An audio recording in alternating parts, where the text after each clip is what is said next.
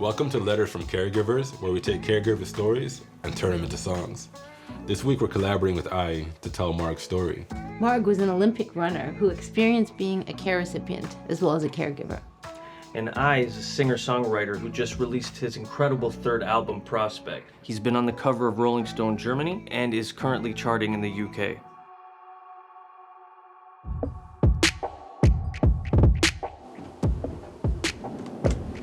She's had quite the life.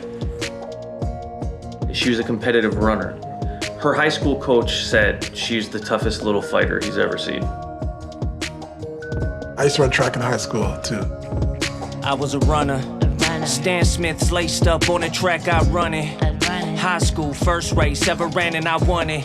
Quicker than a bullet in a gun, for the finish line I was gunning. Second place I wasn't, I was too busy winning. For 10 years I ran for Canada's national team, gripping the baton relay race, and I won a championship in Finland. Then came my proudest moment when I ran in Montreal for Canada in the 1976 Olympics.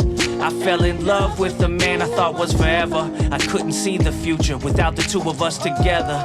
I believed until the end will last, but I was blown away when I found out my man, he was a runner too and was fast. Left me all alone, ended our song with a baby born and a million more miles before me, and I'll run them all to the wall. This is our race, our fight, and my legs will carry us through the finish line, my baby, so rock-a-bye. If I run to you, will you walk with me? If I hold your hand, will you stay with me? Stay, yeah. Don't run away. I will hold your hand. I will stay with you. Second verse, I was a runner. Now I'm a mother. And I'm a teacher. Life wasn't easy, but I wouldn't let it defeat me. Our road paved with sacrifice, that was the cost. Until I met my love, another teacher named Ross. He had the kindest eyes, a happy soul. He won my heart when he asked me to the school prom as a chaperone. Good time. For many years the sun was shining upon us, but some dark days were hiding around the corner. Ross was beside me every step, from my cancer diagnosis to the day that they removed my breasts.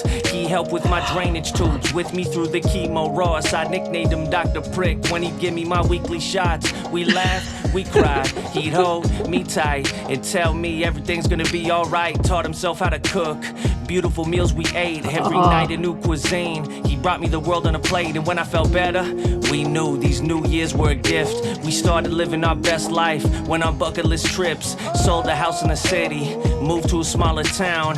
I was one of the lucky ones, for my true love that I found helped me fight to get us back to normal days. My best friend, my caregiver, my soulmate, never ran, never left. This man I met showed me care at every step.